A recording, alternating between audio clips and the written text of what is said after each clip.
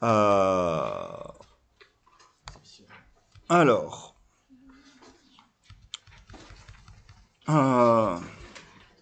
je vais juste rappeler le contexte de pourquoi on va faire les choses comme ça.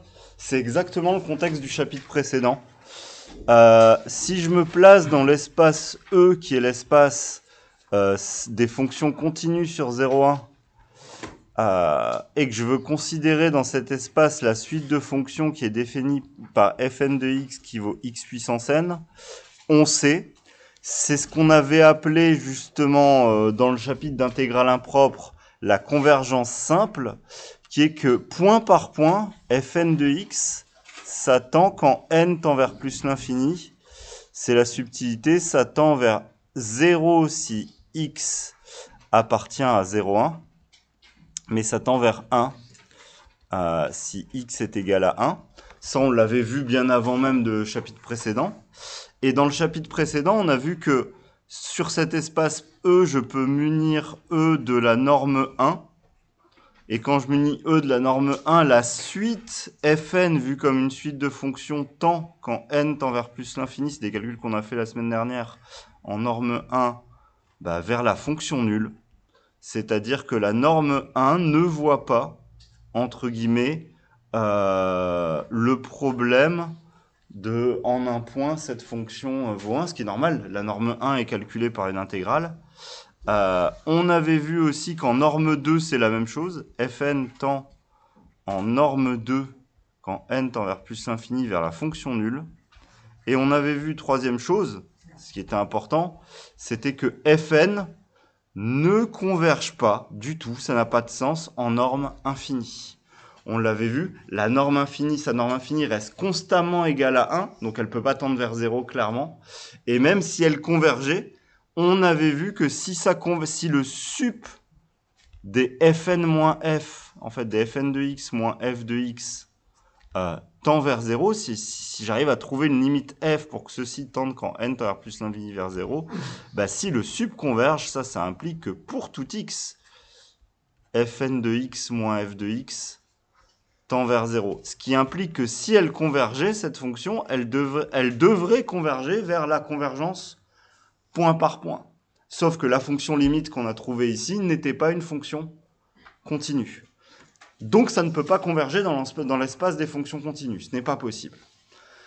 C'est ça vraiment qui va être mis en jeu ici et qui va permettre de faire plein de choses. C'est-à-dire que voir ça, avoir la propriété de... Si ça converge uniformément, ça converge point par point, donc ça converge simplement. Et on va voir que ça apporte énormément de choses de savoir ça. C'est ce que je vous avais dit un peu aussi la semaine dernière. La convergence uniforme, la convergence en norme infinie, c'est la convergence la plus dure à obtenir. Si on obtient une convergence en norme uniforme, en général, c'est plus facile d'obtenir les autres. Oui, Axel? Au niveau des nombres infinis, pourquoi on l'appelle infini? Parce que c'est au niveau des verbes produits, c'est ça? Non. Oui, si tu veux, mais là on passe au sup. Non, c'est plutôt, on met le même poids partout pareil, vu qu'on fait un sup des valeurs absolues. Euh, donc allons-y, passons aux définitions. Alors, Windows Maj S. Non, c'était pas ça que je voulais. Ah si, Windows Maj S. Pourquoi il passe par là, cette andouille? Je veux pas enregistrer.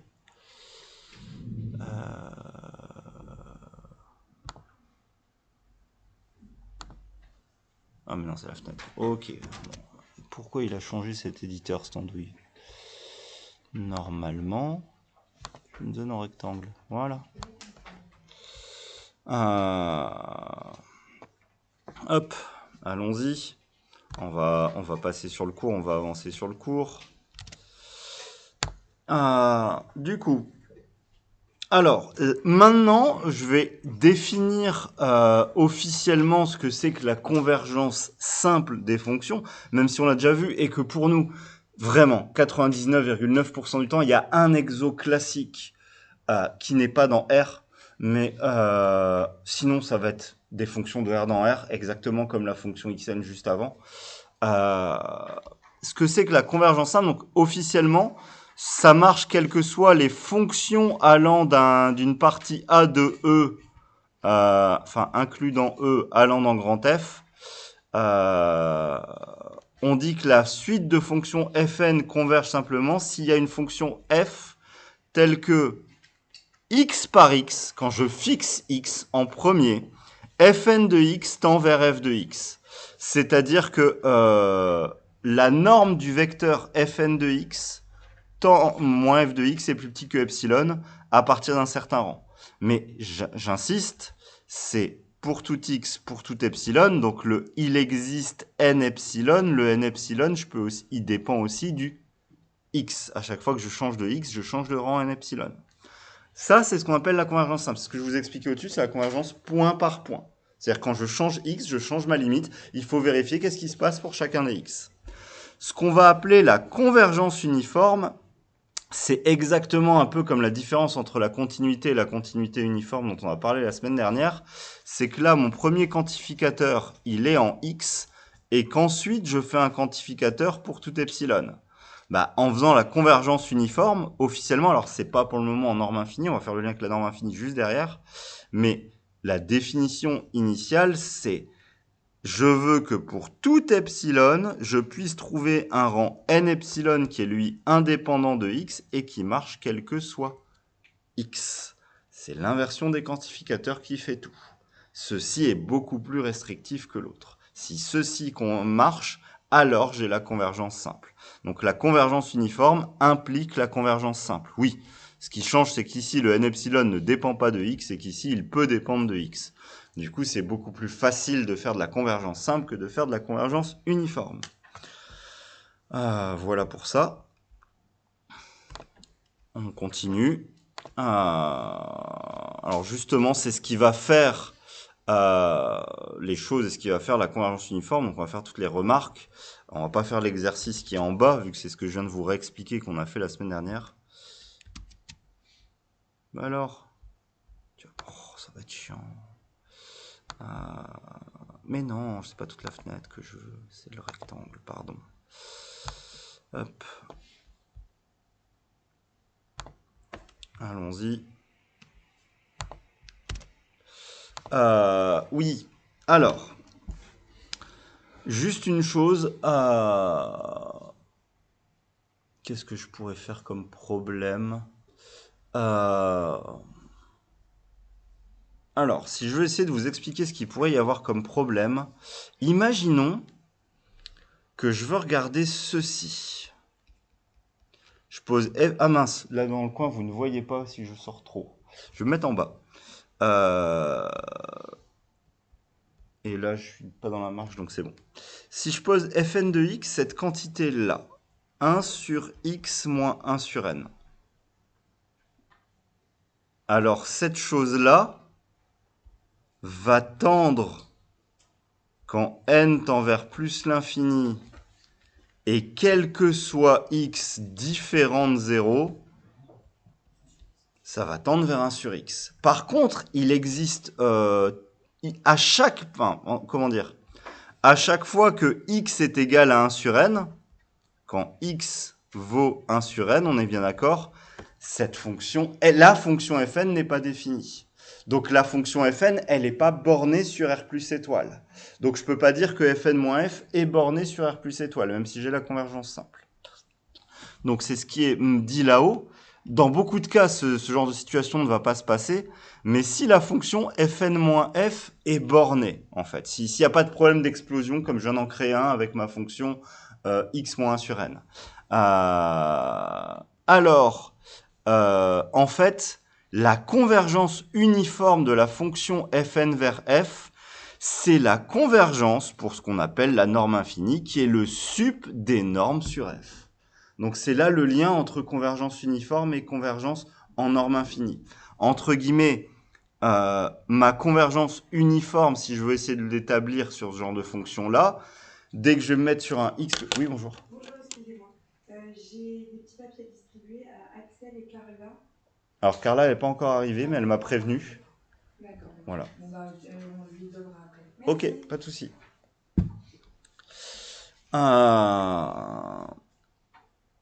Donc, il faudrait que je me place pour tout n supérieur ou égal à n0, le n0 étant égal à mon fameux... Enfin... comment dire bah, si je mets pour tout n strictement tiens, supérieur ou égal à n0, je vais pouvoir montrer que ça converge uniformément sur l'intervalle 1 sur n0 plus l'infini pour ma fonction. C'est-à-dire que j'ai plus de problème d'explosion, ma fonction devient bornée. Alors je peux peut-être me mettre, pour pas m'embêter, au lieu de 1 sur n0 à 1 sur n0 plus 1. Enfin, je mets le plus 1 au dénominateur juste pour pas avoir d'explosion du tout de ma fonction. Parce que si je me colle à 1 sur n0, ma fonction que j'ai créée en 1 sur x va quand même exploser. Mais en gros, je peux me ramener à des fonctions bornées et donc parler en norme infinie du moment que je prends le bon intervalle. C'est un peu ça l'idée. Ce qui va se passer et ce qu'il faut faire, ce qu'il faut comprendre de ces définitions, globalement, c'est que pour montrer pour montrer la convergence uniforme, ce qui va nous arriver quasiment tout le temps, et on va retomber dans ce qu'on a déjà fait dans plein de fois dans le chapitre d'intégration, ce qu'on va chercher à faire, la convergence uniforme, c'est quand j'arrive à trouver un rang n epsilon qui ne dépend pas de x. Donc en gros, prouver de la convergence uniforme, c'est quand je vais arriver à majorer la quantité. Alors quand on est dans R, ici j'ai mis une valeur absolue, sinon ce serait une norme, mais quand on est dans R, c'est ce qui va nous arriver. La valeur absolue de fn moins f, quand je vais arriver à la majorer par quelque chose qui ne dépend pas de x, comme ça si je la majore par quelque chose qui ne dépend pas de x et que ce quelque chose tend vers 0, je vais bien pouvoir trouver un rang n epsilon qui ne dépendra pas de x, vu que le rang n epsilon va uniquement dépendre de la suite un. Donc ça revient toujours un peu à la même chose. On a convergence uniforme si j'arrive à dominer, mais là dominer c'est l'écart fn-f par quelque chose qui ne dépend pas de x. C'est toujours un peu la même chose. Donc c'est toujours dominé par quelque chose qui ne dépend pas d'un des paramètres. Exactement ce qu'on a fait dans le théorème de convergence dominée, ce qu'on a fait dans le théorème de dérivation des intégrales à paramètres, c'est toujours le même genre de notion qui va revenir dedans. Après j'ai mis une remarque, pour établir la convergence sur un intervalle ouvert, il suffit d'établir la convergence sur tout segment inclus dans l'ouvert, sans avoir de conditions sur les bords du segment. Et j'ai parlé de la convergence, on en avait parlé dans le chapitre précédent, mais la fonction xn sur 0,1, c'est le cas pour essayer de comprendre que déjà que la norme infinie, elle capte des choses que ne sont pas capables de capter les autres normes, comme la norme 1 et la norme 2, et que converger en norme infinie, c'est compliqué. Une fonction aussi simple que ce polynôme, là, x puissance n, ne converge pas en norme infinie, et donc ne converge pas uniformément sur le segment à 0,1. Ok. Il n'y a pas. Faut qu'on fasse plein d'exos. Enfin, plein d'exos. On va voir que les suites, c'est relativement facile. Mais il faut qu'on fasse des exos pour voir si on a des fonctions qui convergent uniformément. On va trouver les convergences simples et ensuite on va aller voir si la convergence simple fait une convergence uniforme sur les intervalles voulus. Alors allons-y. Bon, je vais peut-être juste recopier vite fait, c'est rapide de faire mon copier-coller foireux. On va faire l'exercice 5. Hop. Alors, la première fonction qu'on vous donne, c'est fn de x, qui est la fonction racine de x plus 1 sur n. Alors, et on va vous demander la convergence simple de cette suite de fonctions. On va d'abord se placer, on va pas faire les choses de façon trop compliquée, sur R+.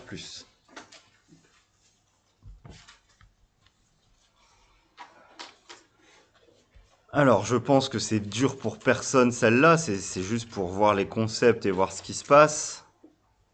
Ça tend vers quoi fn de x à x fixé, quel que soit x dans R+, quand n tend vers plus l'infini. Julien ? Oui, je pense que c'est pas très compliqué. Ceci tend vers racine de x. Il me faut un argument. Il y a une propriété de la racine qui fait que c'est vrai.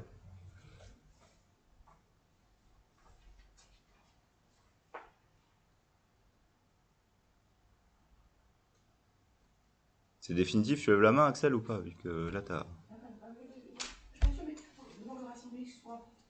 Elle est d'abord C0 sur. Il faut juste qu'elle soit continue. On veut que l'image... En fait, ce qu'on sait, c'est que la suite x plus 1 sur n, et là, il n'y a rien besoin. C'est juste des sommes de limites. La suite x plus 1 sur n tend vers x.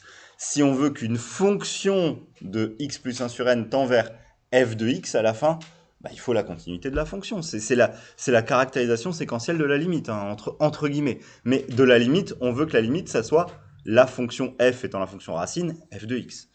Donc, ceci tend vers racine de x par continuité de la fonction racine. Ok. La question, c'est est-ce qu'il y a convergence uniforme? Alors, hop, je passe à la page d'après. Je peux remonter pour qu'on ait l'énoncé. La convergence uniforme, je vous l'ai dit, le moyen le plus simple, si vous y arrivez, c'est d'aller regarder la valeur absolue de fn-f, ce qui oblige déjà d'avoir trouvé la convergence simple. Si vous n'avez pas trouvé la fonction f en face, vous ne pouvez pas écrire ce que c'est que la valeur absolue de fn-f. Mais là, ça me fait la valeur absolue de racine de x plus 1 sur n moins racine de x. Et ma question, c'est est-ce que sur R+, je peux arriver à dominer ça par quelque chose qui ne dépend pas de x? Comment vous voulez me contrôler cet écart-là? C'est relativement facile et on va voir ce qui se passe. Oui. Oui.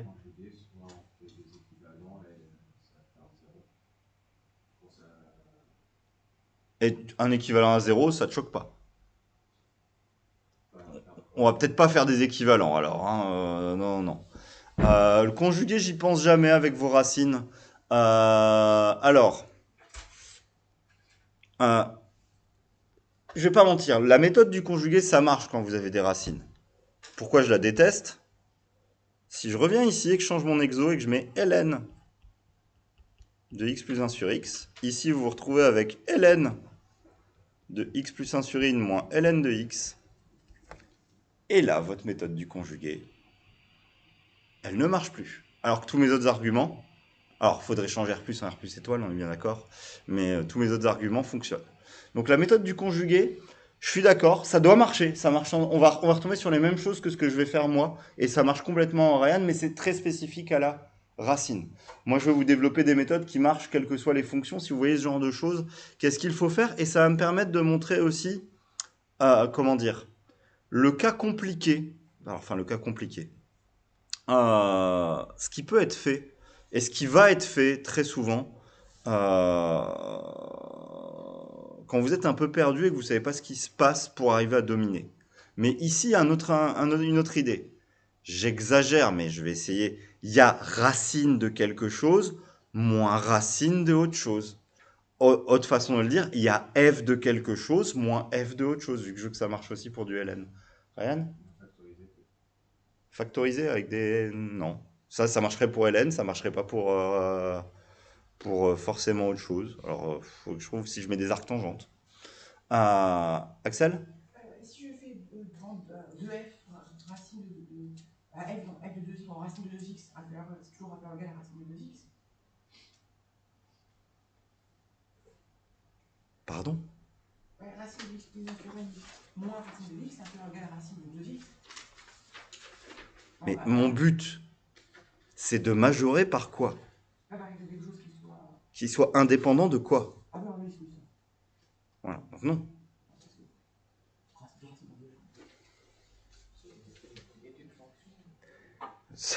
Tu triches parce que toi tu connais la méthode derrière. Mais oui, après on va étudier. Si vous êtes en panique, ce que vous devez faire c'est étudier la fonction. Mais en fait, en faisant l'étude de la fonction, vous faites un calcul très particulier. Comment vous allez étudier votre fonction? Vous allez étudier le calcul de la dérivée, faire le calcul de dérivée. Ok. L'idée, elle est là. Ici, c'est l'accroissement. J'ai utilisé le gros mot, c'est l'accroissement d'une fonction de référence. Je me demande bien si on n'aurait pas un théorème dans le programme qui permet de gérer les accroissements des fonctions de référence et qui au hasard s'appellerait le théorème des accroissements finis. Donc comment on peut gérer ça? Par exemple par le théorème des accroissements finis. Qu'est-ce qu'il nous dit le théorème des accroissements finis? Alors il faut utiliser ces hypothèses, mais ce qu'on peut dire, alors justement on va avoir un problème et on va voir tout de suite le problème, c'est que la fonction qui donne x donne racine de x, déjà j'ai un problème, c'est qu'elle n'est pas C1 sur R+. Elle est C1 sur R plus étoile. Et pourquoi elle est C1 que sur R plus étoile? Parce que sa dérivée, si je note g de x qui vaut racine de x, bah, g' de x, c'est 1 sur 2 racine de x, et que cette chose, ce n'est absolument pas majoré sur R plus étoile. Par contre, je vais pouvoir dire que pour tout epsilon strictement positif, ça c'est vrai, je vais pouvoir dire que la valeur absolue de g' de x, ça va être plus petit que 1 sur 2 racine de epsilon. Cette fonction 1 sur 2 racine de x, elle est décroissante, cette fonction-là. Donc j'ai le droit de majorer ceci par-ci. Donc, ça implique que pour tout... Alors je vais l'écrire comme ça, je vais appliquer alors, par théorème des accroissements finis.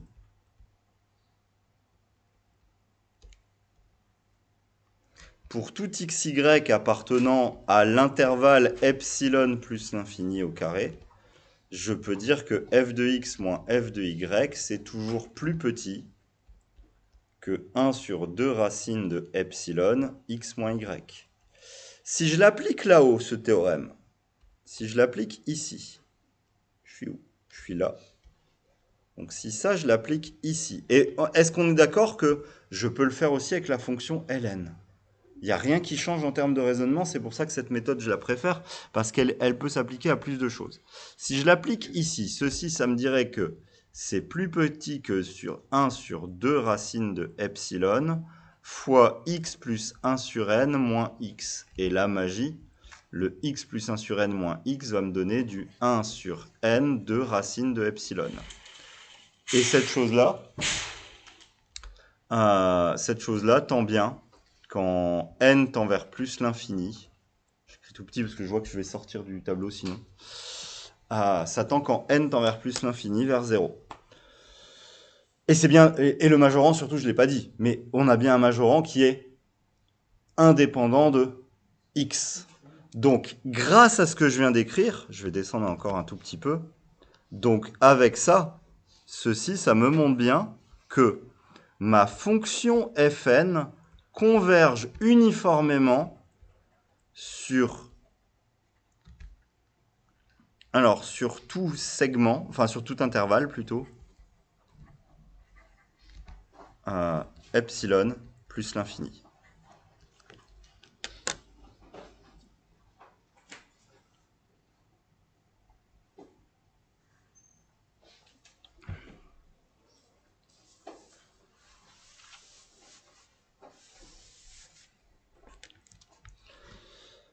Alors, on n'a pas prouvé la convergence uniforme sur R+.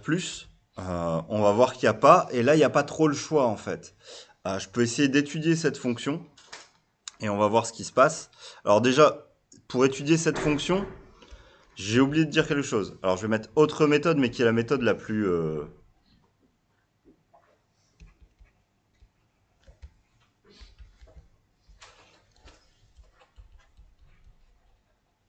étudier la fonction. Je vais mettre gn de x qui est égal à valeur absolue de fn de x moins f. Alors, par contre, il y a vraiment un truc qui peut vous aider, sinon ça va être lourd à chaque fois. C'est si vous avez un argument pour enlever cette valeur absolue. Ici, la racine étant croissante, parce que la racine est croissante, je sais que ceci, je peux enlever les valeurs absolues. C'est racine de x plus 1 sur n moins racine de x. Et donc, si je prends la fonction gn, je vais pouvoir dire que gn est c1 sur r plus comme somme est composée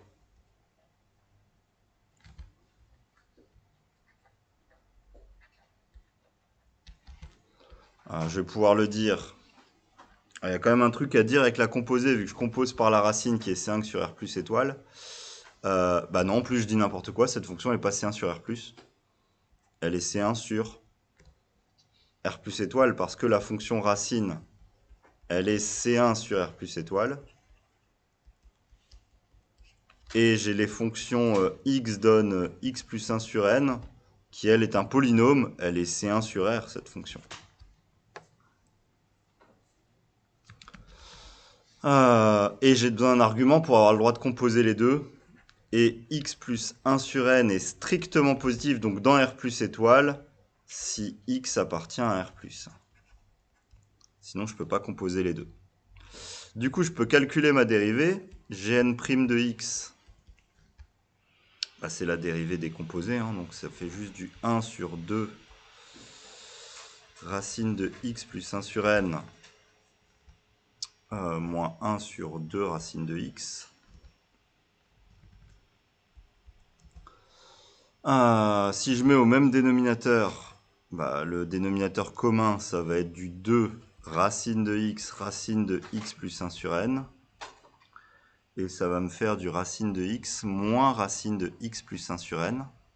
Ce qui me montre, normalement, là j'ai pas besoin de plus que ça, puisque 1 sur n est strictement positif, ceci est strictement négatif, encore une fois, car 1 sur n strictement positif, et encore une fois, la fonction racine est croissante. Donc si je fais un terme avant moins le terme d'après, entre guillemets, j'ai forcément quelque chose de strictement négatif.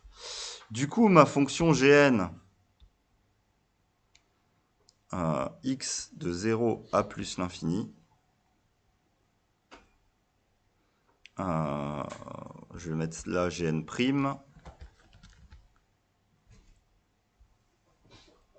elle est négative, donc ma fonction Gn, elle est décroissante. Et si je fais la limite de Gn en 0,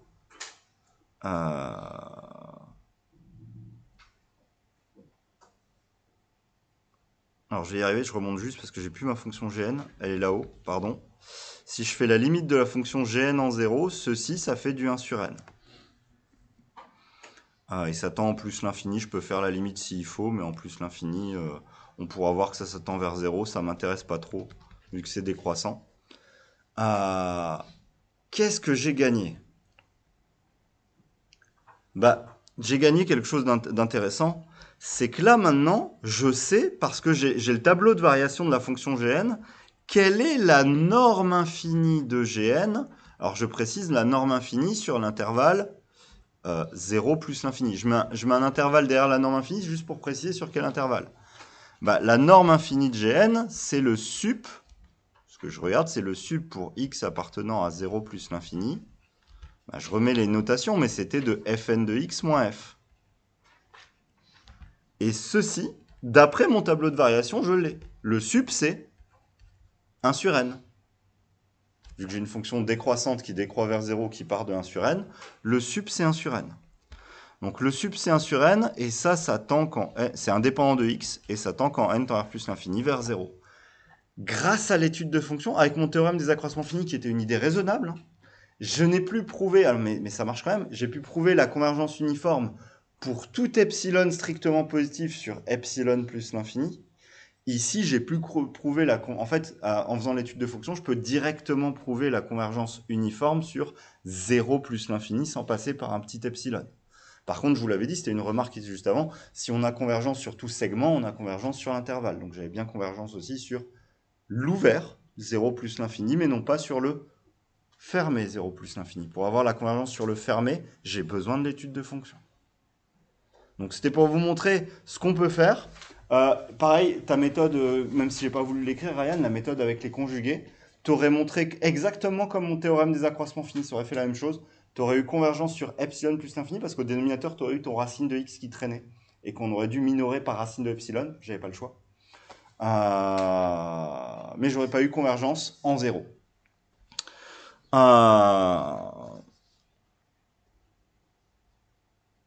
Voilà. Donc, je vais mettre donc Fn tend vers f uniformément sur 0 plus l'infini. Et je peux même fermer en 0 pour cette fonction. Qu'est-ce que je veux dire par là? Et quel va être le but? C'est ce qu'on va refaire à chaque exo. Le but, quand on vous demande une convergence uniforme, alors j'exagère, mais c'est encore une fois, c'est que vous alliez vite. Si vous trouvez un majorant facile de votre quantité qui permet de dire oui, ça tend vers 0 indépendant de x, vous l'utilisez, vous aurez la convergence uniforme rapidement. Entre guillemets, mon théorème des accroissements finis, je suis désolé, mais il est plus rapide que faire une étude de fonction. Alors l'étude de fonction était relativement facile ici, mais quand on va complexifier les fonctions, faire une étude de fonction, ça peut être lourd. Donc, si vous ne savez pas quoi faire, la seule vraie méthode, c'est l'étude de fonction. Si vous trouvez un majorant rapide, majoré par un théorème des accroissements finis, par des majorations, on a déjà vu comment dominer sans appliquer un théorème des accroissements finis. Si on arrive à dominer plus rapidement par quelque chose qui ne dépend pas de x, ça va plus vite et ça prouvera la convergence uniforme. Alors, il faut qu'on fasse des exos parce qu'il faut qu'on voit qu'il n'y a pas tout le temps convergence uniforme et que ça pose des problèmes, justement. Parce que si ça pose un problème pour ma fonction x puissance n, il faut qu'on le voit apparaître dans les calculs de certains exercices. Oui. Sur une copie, si on avait fait par exemple on finit sans passer par une fonction. Alors, tu en aurais déduit que ça convergeait uniformément sur l'ouvert 0 plus l'infini. Pas vraiment. Donc, mais tu aurais eu, on va dire, quasiment tous les points, mais pas tous. Parce que tu as quand même fait un travail, si c'est propre, avec un théorème des accroissements finis bien écrit, etc. Tu as quand même fait 99% du boulot. Comment on fait pour montrer que c'est dû passer par un. On n'a pas le choix, on dû passer par une fonction. Alors, on peut voir que aussi. Alors. Alors, non. Ce qu'on pourrait faire pour contourner le problème, mais c'est un peu lourd en rédaction, c'est que ça, c'est vrai dès que x est strictement positif. Du coup, tu aurais pu aussi écrire que fn de 0 moins f de 0, ça fait exactement racine de 1 sur n. Et alors, non mais... Et maintenant, parce que le but, c'est quand même de trouver un rang n epsilon qui est indépendant pour les deux. Alors là, c'est là où c'est un peu lourd. Il faut voir que... alors maintenant, il aurait fallu dire ça. Racine de 1 sur n, le tout divisé par 1 sur n de racine de epsilon. Je l'ai fait dans le bon sens? Non, je l'ai fait dans le mauvais sens. C'est pas grave. Ça tend, ceci, quand n tend vers plus l'infini, ça tend vers plus l'infini. En gros, le 1 sur n décroît plus rapidement que le 1 sur racine de n. En disant que ça tend vers plus l'infini, je dis que ceci converge beaucoup plus lentement vers 0. Ah oui, non, c'est encore dans le cadre. Ceci converge beaucoup plus lentement vers 0 que l'autre. Donc si je fais un quantificateur avec un n epsilon pour celui-là, je l'ai pour l'autre.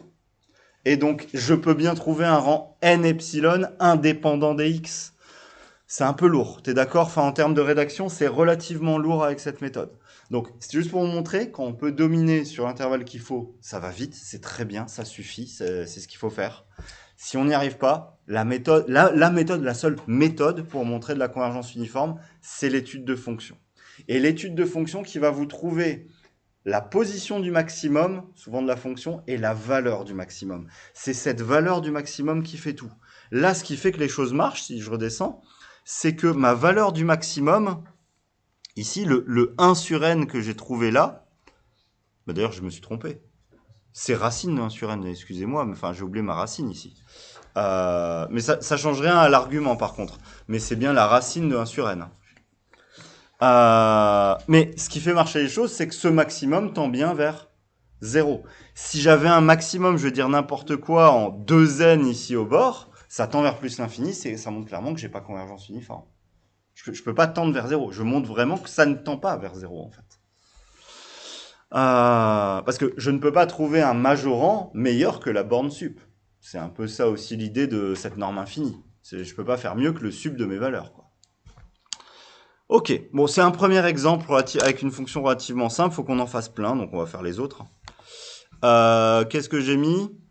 J'ai mis la fonction justement fn qui vaut 1 sur 2 racine de x plus 1 sur n. Allons-y.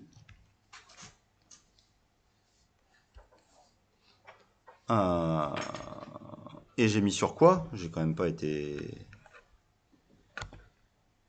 Ah oui, je suis fou, moi. Ok. Bon.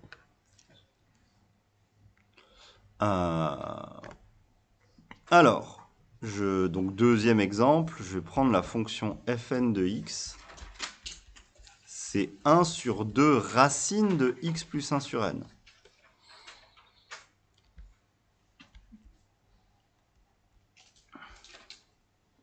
Pardon, c'est quand n tend vers plus l'infini, c'est important quand même. Déjà, la convergence simple. Alors, j'ai mis dans mon exo que je me plaçais sur i qui vaut r+.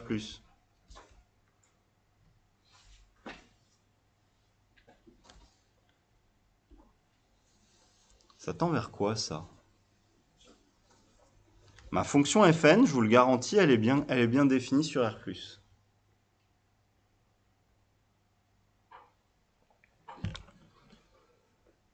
Ça fait partie de ce qu'on avait vu à l'époque du chapitre d'intégrale. Il faut faire les limites simples proprement. Ça dépend de là où on se place. Si je me place sur R+, qu'est-ce qui se passe pour la limite de cette chose?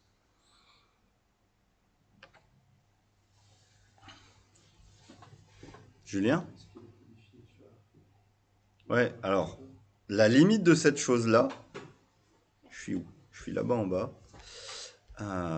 C'est 1 sur 2 racines de x si x strictement positif. La limite de cette chose-là, c'est plus l'infini si x vaut 0. Donc, première question, est-ce que cette fonction converge simplement sur R+, vers une fonction d'un espace normé, enfin,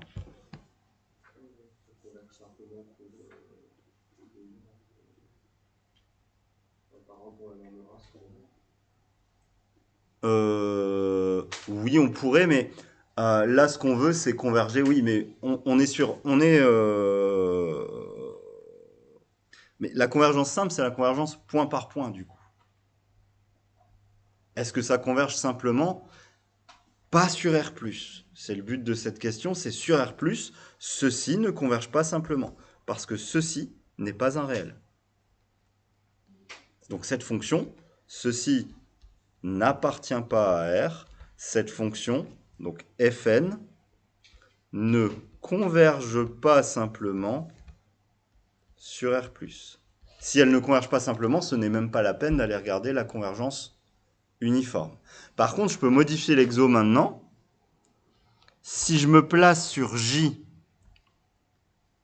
qui est l'intervalle R plus étoile, alors Fn converge simplement vers f, alors défini par f de x égale 1 sur 2 racines de x, sur J. Là oui, si je me place sur R plus étoile, j'ai une convergence simple. Et maintenant que j'ai une convergence simple, je peux peut-être aller regarder s'il y a une convergence uniforme, entre guillemets. Je peux étudier, alors allons-y. Hein. Si je fais Gn de x, qui est la fonction valeur absolue de Fn de x moins f de x, ça me fait la fonction valeur absolue de 1 sur racine de 2. Ah, ça ne veut pas écrire, excusez-moi. X plus 1 sur n moins 1 sur 2 racines de x. Alors cette chose, il faut se rendre compte encore une fois, parce que la fonction racine est croissante et que la fonction inverse est décroissante, cette chose-là, ça fait du 1 sur 2 racine de x moins 1 sur 2 racine de x plus 1 sur n. Si j'essaye de la mettre au même dénominateur, cette quantité, non. Non, il faut que je la dérive pour l'étudier, excusez-moi. Je peux dire maintenant que Gn est de classe C1 sur R plus étoile, ça j'ai pas de souci. Car la fonction inverse est C1 sur R plus étoile. Et la fonction racine.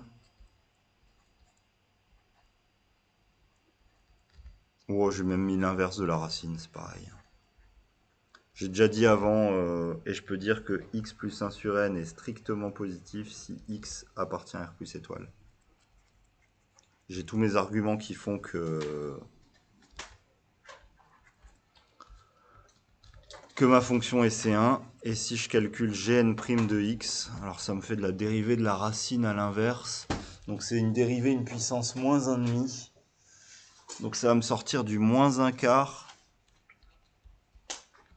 fois x puissance moins 3 demi, ici, et ici, bah du coup, je vais me retrouver avec du plus 1 quart de x plus 1 sur n à la puissance moins 3 demi.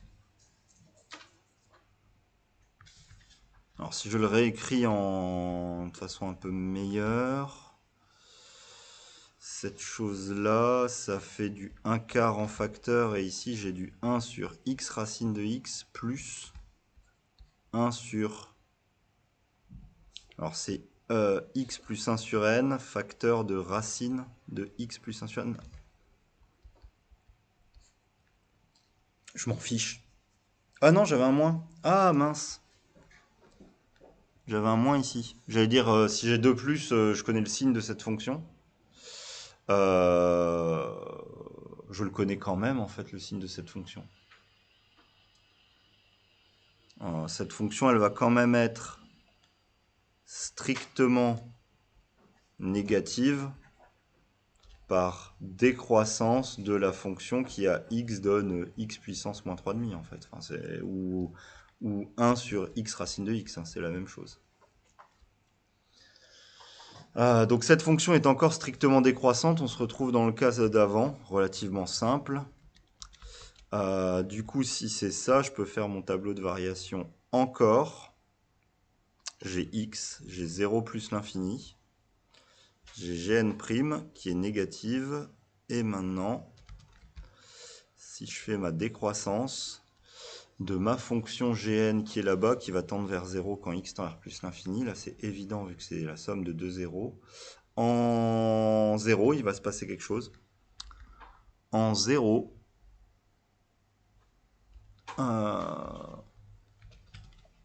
c'est que cette fonction-là en 0, bah, sa limite c'est plus l'infini. À cause du 1 sur 2 racine de x tout simplement. Sa limite c'est plus l'infini.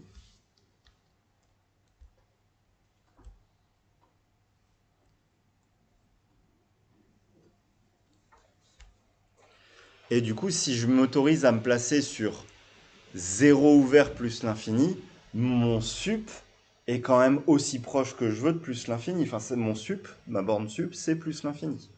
À cause de la limite qui est là en haut à gauche, je ne peux pas avoir convergence uniforme de ma fonction sur l'intervalle 0 plus l'infini. Donc, à cause du plus l'infini qui est là, ça implique il n'y a pas convergence uniforme de Fn vers F sur 0 plus l'infini.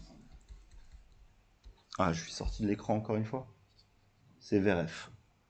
Je l'écris en dessous, mais vers F sur.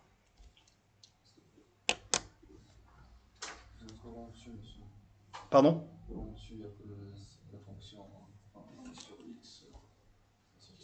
Ah, dites-le moi, je peux pas le voir quand je suis dos à l'écran. Ça, c'est juste la fonction 1 sur x racine de x. C'est juste ça que j'ai écrit derrière. C'est pour ça que je l'avais écrit comme ça juste avant. En général, vous le voyez mieux comme ça, mais la puissance moins 3,5, c'est la puissance moins 1, moins 1,5. Donc voilà un cas où, bah déjà, même si je change l'exercice, bah, j'ai pas convergence uniforme sur l'intervalle 0 plus l'infini. Donc vous aurez, à partir de ce chapitre, des questions dans des sujets de type est-ce que cette suite converge uniformément vers l'autre? Faudra, enfin, déjà trouver la limite simple, et ensuite, est-ce que ça converge uniformément? Alors, avec plusieurs des variantes, parfois ce sera mis est-ce que ça converge uniformément sur R+, là il aurait fallu juste dire non, parce que ça converge déjà même pas simplement. Est-ce que ça converge uniformément sur R plus étoile? Non. Et des fois, on va demander est-ce que ça converge uniformément sur un segment A plus l'infini? Si on s'était placé sur un segment A plus l'infini, on aurait pu arriver à dire quelque chose ici.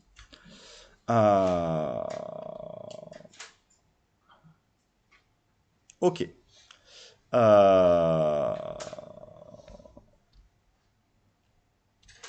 Voilà pour ça. Bah, faisons un autre exemple. Alors, un exemple plus compliqué. Bah, allons-y. On va aller se placer avec la fonction x puissance n 1 moins x sur 0,1. Alors justement, j'ai fait exprès de la modifier pour que ça marche normalement. Je vais me placer avec la fonction fn de x qui vaut x puissance n 1 moins x sur 0,1. Bah, la première chose à voir, c'est quelle est la convergence simple de cette fonction quand n tend vers plus l'infini. Alors, j'exagère, hein, mais cette fonction, c'est notre fonction qui pose problème. C'est la fonction, bon, j'arrête pas de parler, la fonction x puissance n. Sauf que la fonction x puissance n, elle pose un problème en 1. Et que là, je le multiplie, ce résultat-là, par 1 moins x. Du coup, en fait, ça, ceci, clairement, ça tend vers 0 si x appartient à 0,1, car x puissance n tend vers 0. Et c'est juste égal à 0 si x vaut 1, en fait. Donc là, j'ai modifié ma fonction qui posait problème en la multipliant par 1 moins x pour que on voit qu'elle converge simplement vers la fonction nulle. Donc, fn converge simplement sur 0,1 vers la fonction nulle.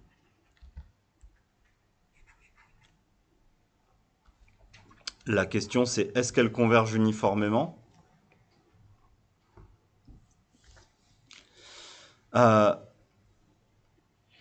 Et là, alors, le but, ce serait de majorer cette quantité-là. Alors, moins 0, ce qui revient à majorer cette quantité-là, vu qu'elle est positive. Mais est-ce que vous êtes d'accord que majorer cette quantité-là par quelque chose qui dépend de n et qui ne dépend pas de x, ici, personnellement, ça me paraît extrêmement dur. Majorer ça par quelque chose qui dépend de n, qui tend vers 0 et qui ne dépend pas de x, je ne vois pas comment je vais faire. Ici, c'est pour vous montrer un autre exemple, je ne vois pas d'autre solution ici que de faire l'étude de fonction. La domination, elle ne me paraît même pas envisageable, en fait. Donc allons-y. Gn est clairement... Alors qui peut le plus, peut le moins. Je vais faire C infini ici sur R comme... Enfin, sur 0,1. On est uniquement sur 0,1. Comme polynôme. En tant que polynôme. Gn' de x. Alors c'est la dérivée d'un produit. Donc ça va me faire du n x puissance n-1 facteur de 1 moins x. Plus je vais dériver le 1 moins x qui va me faire du moins x puissance n. Enfin, je peux enlever le plus entre les deux. C'était juste... je faisais ma dérivée d'un produit à la main sans trop réfléchir.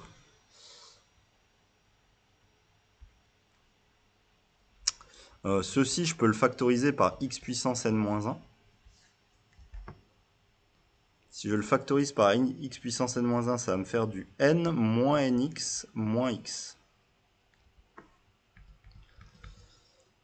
Donc cette chose-là, ça va me faire du x puissance n-1, facteur de n moins n plus 1x. Du coup, là, j'ai un vrai... Je vais devoir descendre pas mal. J'attends que vous ayez fini un peu de noter. Je sais que j'ai pas beaucoup de place à chaque fois sur ces écrans-là, parce que j'ai un vrai tableau de variation. C'est la première fois où on va avoir un vrai maximum qui n'est pas au bord de mon domaine.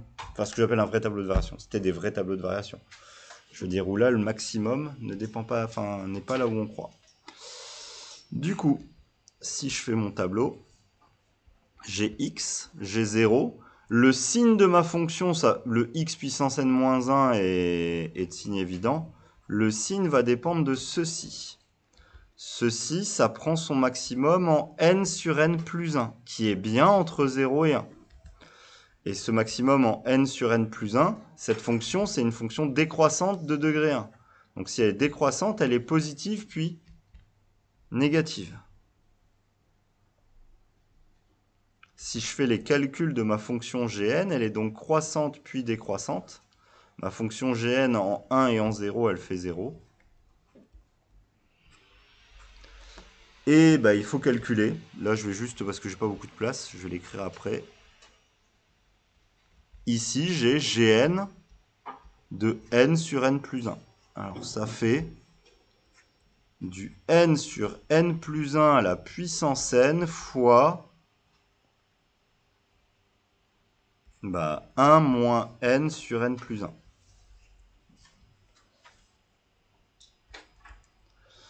Cette chose-là, je peux le réécrire. Ça me fait du 1 moins 1 sur n plus 1, le tout à la puissance n. Et ceci, ça va faire du 1 sur n plus 1.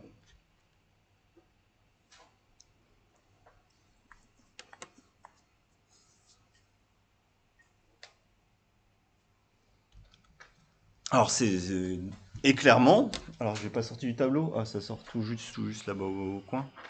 Et clairement, je peux donc dire que la norme infinie de Fn-F sur 0,1, qui est le sup entre guillemets des Gn de x, pour x appartenant à 0,1, c'est clairement égal à cette quantité-là, qui ne dépend pas... pourquoi j'ai mis un puissance n en bas, excusez-moi.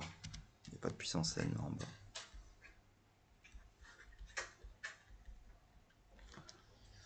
Et si on peut prouver que cette quantité-là tend vers 0,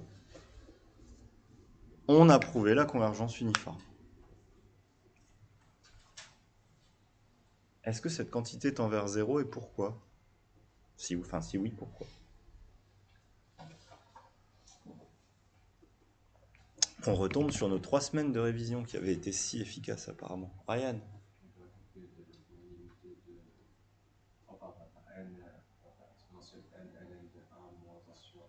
Faut revenir, il n'y a pas le choix. Il faut revenir à la forme exponentielle de la puissance dans ce genre de limite. Vous n'avez pas le choix.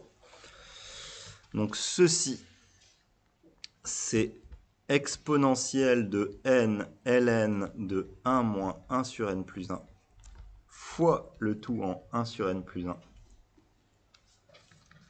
Or,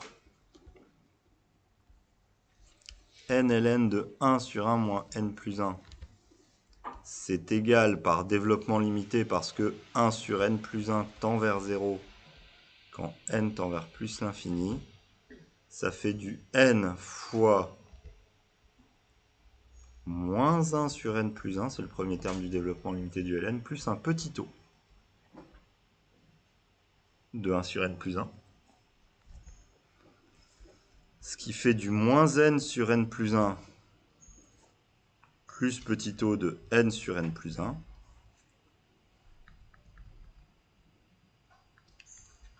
Et ceci, ça tend clairement quand n tend vers plus l'infini. Ça tend vers moins 1. C'est équivalent à moins n sur n. Donc ceci tend vers moins 1. Donc je peux réécrire que ceci, c'est moins 1 plus un petit taux de 1.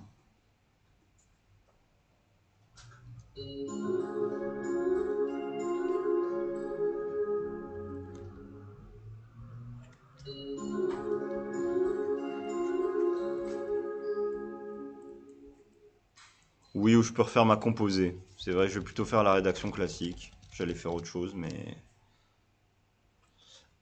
c'est donc égal à moins 1 plus petit taux de 1, qui tend du coup quand n tend vers plus l'infini vers moins 1.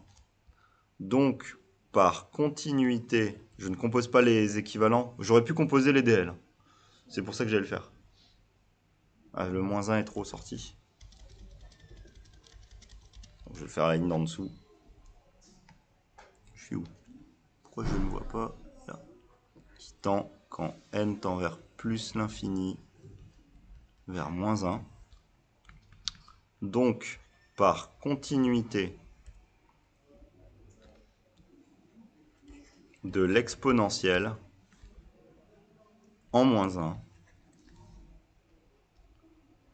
exponentielle de n ln de 1 sur 1 moins 1 sur n plus 1 tend quand n tend vers plus l'infini vers e de moins 1 et la norme infinie de Fn-F est équivalente quand n tend vers plus l'infini à e de moins 1, et le 1 sur n plus 1 qui est resté, ça fait du 1 sur n. Et ceci, ça tend quand n tend vers plus l'infini vers 0. Donc Fn converge vers F uniformément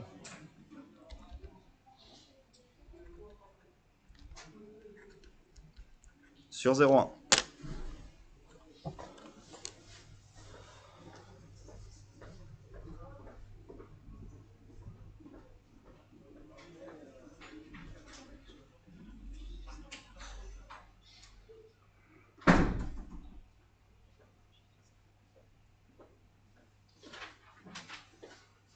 C'est un temps vers 0 ici.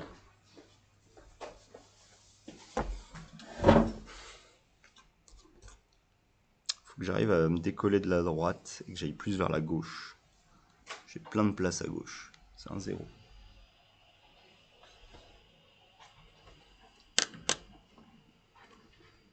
Alors ça, c'est le cas classique qui va vous arriver. C'est-à-dire que si on veut vous faire étudier une suite de fonctions, c'est clairement que vous allez avoir un tableau de variation avec un maximum quelque part. La position du maximum va dépendre de n. La valeur du maximum va dépendre de n. Et du coup, il y aura à étudier, est-ce que la valeur du maximum tend vers 0 ou pas. Alors c'est là où on arrive au dernier point qui aura fait qu'on aura tout vu, ce que je voulais qu'on voit sur la convergence uniforme des suites. C'est que maintenant qu'on va faire l'étude des fonctions comme ça, ben justement, on pourrait se dire, et c'est un peu le but, la convergence uniforme, c'est avoir un majorant qui ne dépend pas de x. On pourrait dire que la convergence uniforme ne se joue, entre guillemets, qu'à partir de la dépendance en x des fonctions. Mais puisque c'est une étude de fonction et c'est la valeur du maximum qui fait rôle de voir ce qui se passe, si ça tend vers 0 ou pas, ben non, en fait, il n'y a vraiment pas que la valeur en x qui fait jouer les choses, il y a aussi la valeur en n. Alors c'est ce que j'ai mis dans mon exo juste derrière. Là, ce qu'on vient d'étudier, alors il n'y a plus l'exemple au tableau, mais je descends un tout petit peu. On vient de faire la fonction fn de x, qui était la fonction x puissance n 1 moins x, sur 0,1. J'ai mis juste derrière, qu'est-ce qui se passe si je prends... Alors, je vais prendre fn, une autre fonction fn de x, mais qui est celle-ci. Donc, pardon. Je ne modifie rien en x, je modifie juste toute ma fonction par n carré. Bah, si je modifie toute ma fonction par n carré, le tableau de variation, enfin l'étude des variations,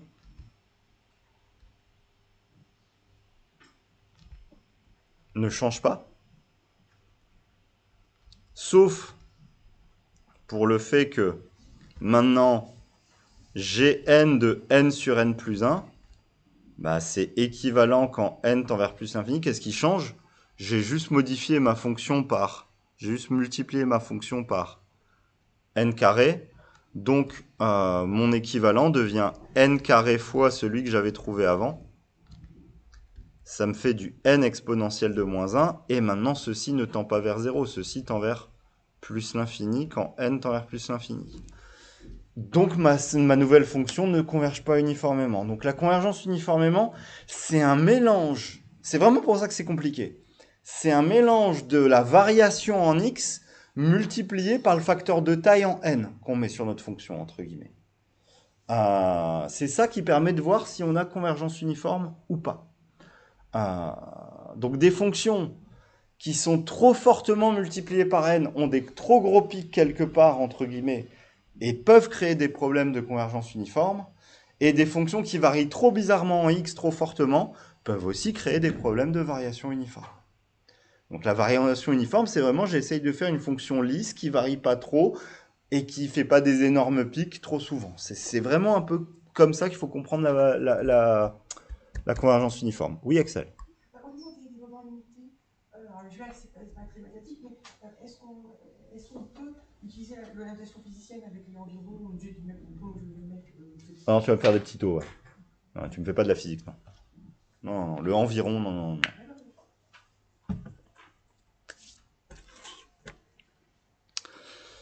Ok, bon bah là on a fait j'ai fait un peu les cas pathologiques pour vous montrer si on prend la même fonction, si on change l'intervalle, ça peut converger uniformément, ça peut ne pas converger uniformément. Si je prends le même intervalle et que je multiplie juste ma fonction par n, on peut avoir de la convergence uniforme, on peut la perdre. Donc il faudra faire au cas par cas selon la fonction qu'on vous donnera et l'étude qu'on voudra vous faire faire. Donc on va quand même en faire, on va peut-être pas tout faire, mais on va peut-être encore en faire un ou deux, des cas moins classiques où il y a une vraie étude à faire. Par exemple, je vais faire la 4, le nx sur 1 plus n carré x carré, c'est un classique ça. Oui. Si est-ce que après on a utilisé ln, est-ce qu'on n'aurait pas pu directement calculer les limites avec quand n tend vers plus l'infini? Pour les limites de ça là-haut? Ouais, au lieu de faire. Quand ça dépend de n en haut et en bas? Tu m'aurais fait quoi? Ici. Hein. La seule limite que j'ai fait, c'est celle-ci. Tu m'aurais dit 1 sur n tend vers 0, ça fait du 1 puissance l'infini. 1 puissance l'infini, ça fait environ 1. Je l'ai dit en début d'année pendant les 3 semaines de révision. C'est une horreur.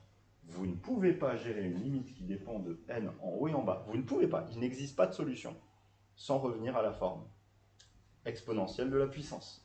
Parce que justement, ma limite dépend de e. C'est e de moins 1. Donc si tu veux faire un raisonnement qui n'utilise pas l'exponentielle, je ne vois pas comment ta limite va faire apparaître du e de moins 1. Non, en fait, je parlais de la ligne suivante. Genre, après, on a écrit exponentielle n et ln de. Après, la limite, pourquoi? La limite de quoi? De tout? On ne peut pas faire. Alors, quelle est la limite de ça? Si tu veux juste me parler en termes de limite, ça c'est l'infini. Ça c'est 0. L'infini fois 0, c'est une forme indéterminée. Il faut que tu me lèves l'indétermination. Comment lever l'indétermination? Vous n'en êtes pas capable sans les... Alors, je fais du zèle, c'est pas vrai. Vous n'en êtes pas capable sans les DL ou sans ce que vous voyez en début de première année, les limites de taux d'accroissement. Ouais, on peut faire apparaître une limite de taux d'accroissement, là je suis d'accord. Mais ça s'appelle un DL quand on est des adultes, quoi. Enfin, c'est les bébés qui font des limites de taux d'accroissement. J'exagère. Vous avez des outils puissants, allez pas utiliser des outils moins puissants parce que vous les connaissez pas. Ok.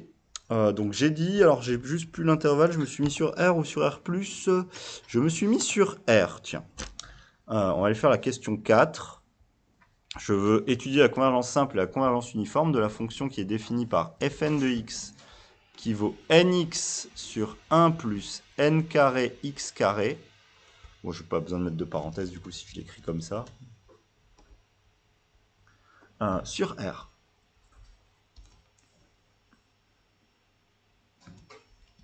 Alors, comment vous allez me faire la convergence simple de cette chose-là? Avant même la convergence uniforme.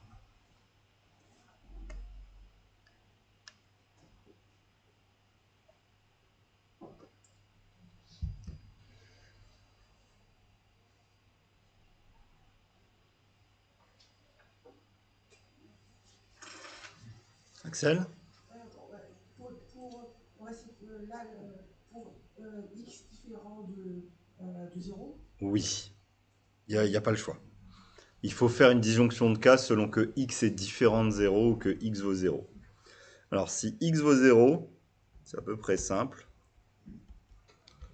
J'ai dit que je pouvais me coller à gauche. Je vais essayer de me coller à gauche pour gagner un peu de place. Si x est égal à 0, bah, c'est un peu bête, mais fn de 0, ça fait 0. Qu'est-ce que je gagne si x est différent de 0? Est-ce que vous auriez raté si vous m'aviez écrit ça? Comment vous me montrez que la limite va être 0? Comment vous montrez que la limite est 0? Quand n tend vers plus l'infini, Ryan?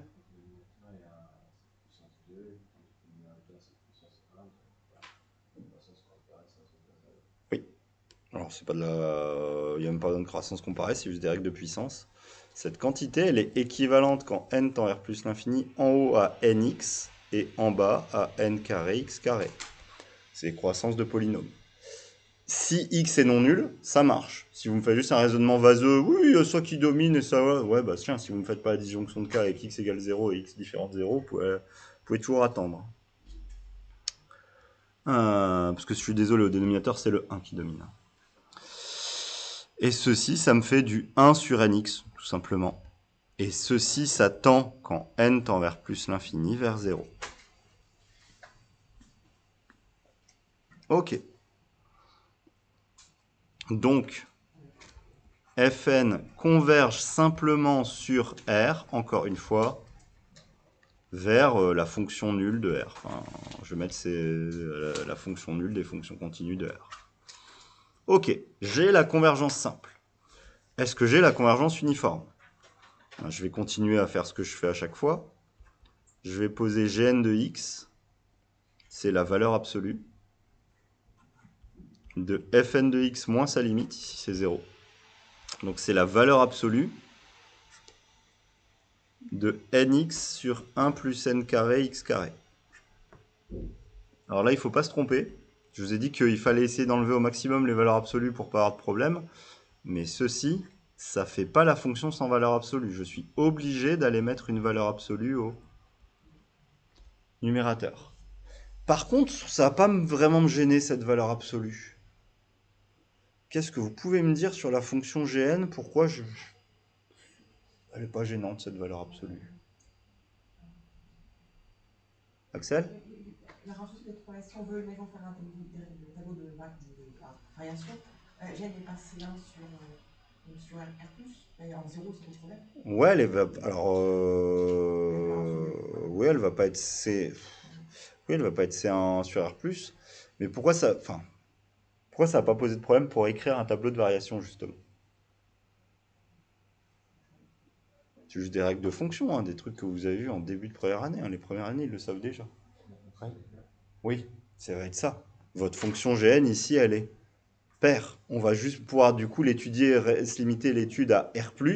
Et du coup, le problème en zéro que tu as vu, Axel, va juste être un problème au bord. C'est un problème en bord de dérivabilité. Ça va pas gêner pour le signe de la dérivée et l'étude de la fonction, entre guillemets. Mais oui, je vais le dire. Tiens, je vais en profiter pour faire du zèle, ce que je fais dans mes barèmes. R est centré en 0.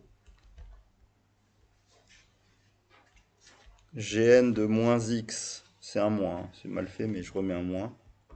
C'est égal à Gn de x. Donc Gn paire. Ah, le mot paire est sorti, je vais trop loin.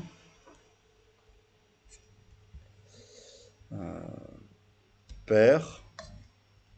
Je vais mettre on étudie Gn sur R+. Et dans ce cas-là, sur R+, Gn de x, c'est juste la fonction nx sur 1 plus n carré x carré.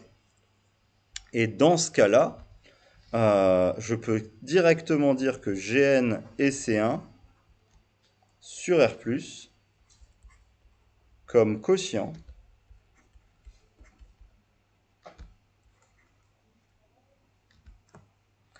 de deux polynômes dont le dénominateur est non nul.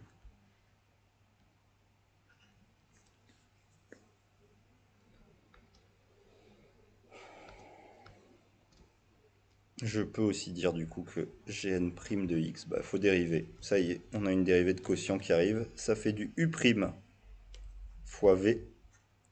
C'est un fois moins U fois V'.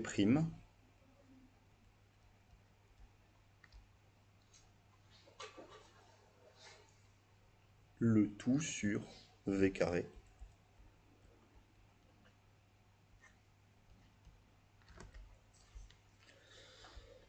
Alors, qu'est-ce que je peux mettre en facteur là-dedans? Pas grand-chose. Je vais me retrouver avec en haut du n. Et derrière, si je peux mettre un n en facteur, clairement. Je vais mettre mon n en facteur, ça va m'aider. Donc je vais me retrouver avec du 1. Et après, une fois que j'ai mis un n en facteur, j'ai un n carré x carré moins 2 n carré x carré. Donc je vais me retrouver avec un moins n carré x carré. Le tout divisé par... Je m'en fiche, je ne le recopie pas. Un thermo. carré. Comme mon but, c'est de faire des études de fonctions et donc des signes, le terme au dénominateur ne va pas me gêner. Du coup, alors je vais le refaire avec vous, parce que juste pour pas vous planter, ne vous plantez pas sur ce genre de signe. Cette quantité est strictement positive. C'est équivalent donc à ce que x carré, n carré soit strictement plus petit que 1. C'est équivalent à ce que x carré soit strictement plus petit que 1 sur n carré. C'est équivalent à ce que x en composant par la racine, ça fait valeur absolue de x strictement plus petit que 1 sur n. Et donc ça fait que x doit être compris entre moins 1 sur n et 1 sur n. Je peux écrire du coup faire mon tableau de variation. Je descends là pour écrire mon tableau de variation. X, j'ai dit que ça changeait de signe au niveau de 1 sur n. Non, aussi je suis sur R+. Donc c'est de 0 à plus l'infini, pardon, j'avais oublié. Gn', j'ai dit que le numérateur est strictement positif si et seulement si je suis plus petit que 1 sur n. Du coup, je suis croissant ici, décroissant ici. J'insiste, vu que les premières années ne veulent pas le comprendre. Quand je leur demande une étude de fonction, ils me font égal à 0 pour la dérivée. Je vous rappelle que faire égal à 0 ne vous donne absolument pas le signe de chaque côté du 0. Si vous voulez le signe, il faut donner des valeurs en plus et parler de la continuité de la dérivée. Ou alors, il faut résoudre des inéquations comme je l'ai fait. Parce que ça donne le signe. Oui. Ça ne veut pas dire que le numérateur est positif seulement si x est entre moins 1 sur 1 et 1 sur 1. Oui. S'il est plus petit que 1 sur 1. Parce que je dois me limiter à mon étude à l'intervalle 0 plus l'infini. Si j'étais sur R, j'aurais moins plus moins. Je suis d'accord. J'ai juste résolu la petite inéquation comme il faut le faire pour pas se planter. Mais du coup, pour mon signe de Gn', c'est clairement positif sur 0, 1 sur n, négatif après. Donc vous voyez, c'est ça que je vous dis qui est classique, c'est que vous allez vous retrouver, et en plus, j'exagère, c'est classique, mais la forme de la fonction, vu qu'elle est positive et qu'il faut trouver le sup, ce ne sera pas décroissant puis croissant, hein. Ce sera toujours une fonction qui a une tête de, enfin le tableau de variation qui aura une tête de triangle, avec la position finale qui dépend de n et la valeur qui dépend de n ici. Hein. Donc on a une fonction qui est croissante, décroissante. Donc j'ai Gn de 1 sur n ici qu'il faut que je calcule, qui est le maximum. Ça fait 0 ici, ça fait 0 en plus l'infini. De toute façon, même si ça ne fait pas 0 en plus l'infini, c'est une fonction positive qui est décroissante. Je m'en fiche de sa valeur. Le sup, il a atteint là-haut. Oui, Ouda?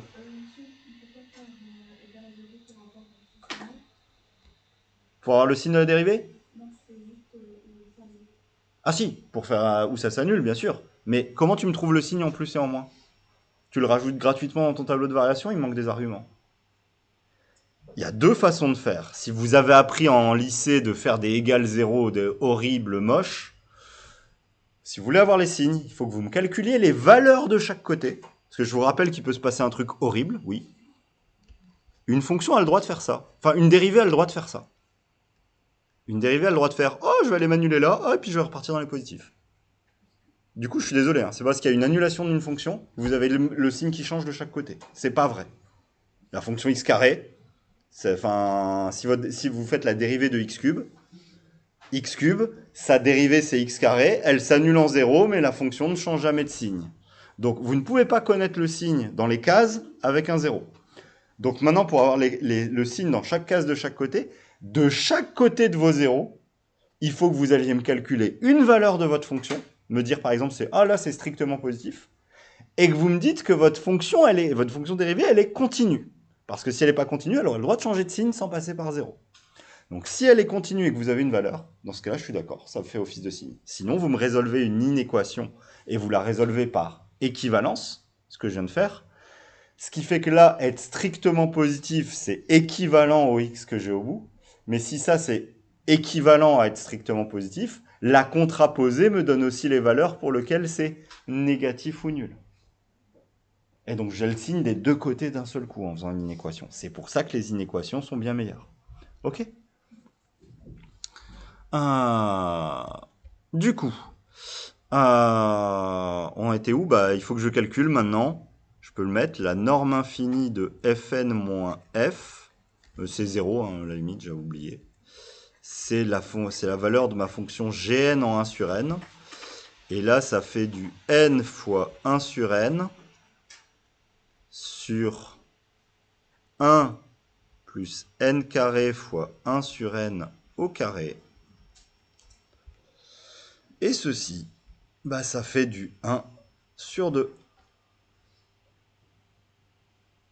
Le maximum de cette fonction ne tend pas vers 0. Cette suite de fonctions ne converge pas uniformément sur R+. Donc si elle ne converge pas sur R+, elle ne converge pas sur R, par symétrie et par parité. Donc Fn ne converge pas uniformément vers, c'était 0 la limite, hein, sur R+. Encore un autre cas, on avait eu des limites de plus l'infini. Ici, c'est juste, la limite finale ne dépend pas de n, et du coup, je ne peux pas la faire tendre vers 0. C'est pas possible. J'ai toujours un maximum qui vaut 1,5 de cette fonction. En gros, au point, l'écart entre la fonction et sa limite est toujours de 1,5. Donc je ne peux pas faire tendre vers 0.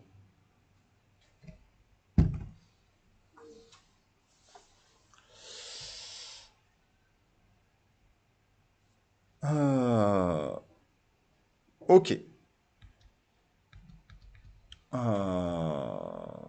voilà, si vous voulez faire un exemple, avec ça on a tout. Et on voit encore une fois, alors je vous le mets juste, le problème de multiplier de la taille en n de la fonction, entre guillemets. Alors j'essaie de tout avoir à l'écran. Voilà, ne converge pas uniformément, mais non, j'ai pas ma fonction. Donc je vais la recopier là, ma fonction. La fonction qu'on avait, c'était la fonction fn de x qui vaut nx sur 1 plus nx au carré, en gros. J'exagère, mais si je n'avais pas multiplié le haut par n, mon maximum ne serait pas de 1,5, mais serait de 1 sur 2n si je n'avais pas multiplié par n. Et du coup, dans ce cas-là, ça convergerait uniformément. Mais là, ça ne marche pas. Voilà, c'est pas quelque chose d'évident. Ça se fait, enfin, faut étudier les fonctions, hein. Vous ne pouvez pas vous rendre compte à l'avance de la convergence uniforme ou pas d'une fonction, je pense pas. C'est trop dur. Enfin, vous maîtrisez pas assez les graphes de fonctions et comprendre les choses pour y arriver. Même moi, là, je le voyais pas qu'elle convergeait pas uniformément. Euh, Il faut que je fasse les calculs et que je me rende compte de ce qui se passe. Je vais pas en faire 16 millions. La méthode, c'est faire une étude de fonction, sauf quand vous pouvez dominer de façon aisée. Alors pourquoi dominer de façon aisée? Je devais en parler vite, parce qu'on va voir que très rapidement, dans beaucoup de situations, on va aller dominer de façon aisée. Notamment dans les sujets d'écrit, parce que les sujets d'écrit, contrairement à un sujet d'exode oral où on peut essayer de vous dire est-ce que ça converge uniformément sur R?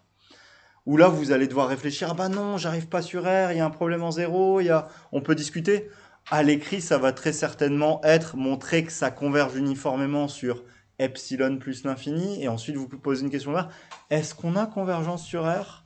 Ah bah non, il y a un problème en zéro, enfin voilà, c'est pas la même chose quoi. Oui, Réan. En physique et en ici, on a des fonctions de transfert et c'est à peu près la même forme que CSK, l'équivalent en maths. Qu'est-ce que tu veux dire la même forme que ça? C'est-à-dire qu'un polynôme au numérateur est 1 plus 1. Ah oui, je suis d'accord avec toi, ok, d'accord, dans ce cas-là. Bah oui, ça s'appelle des fractions rationnelles, mais... Ouais, mais on fait en sorte que de faire apparaître un 1 au dénominateur pour simplifier ensuite l'étude. Oui, mais ça c'est juste des conventions, c'est pour après pouvoir dire que là il y a une... comment ils appellent ça? C'est plus une résistance, c'est l'inverse, là, c'est une inductance, et faire apparaître des choses comme ça. C'est juste des conventions de physiciens pour arriver à comparer des choses comparables. Non, ça c'est de la logique, enfin il n'y a pas... Ça va simplifier l'étude de ce type de fonction. Non, non, il y a rien qui permet de faire ça. Oui, pardon. En fait, pourquoi si on a pu majorer par un demi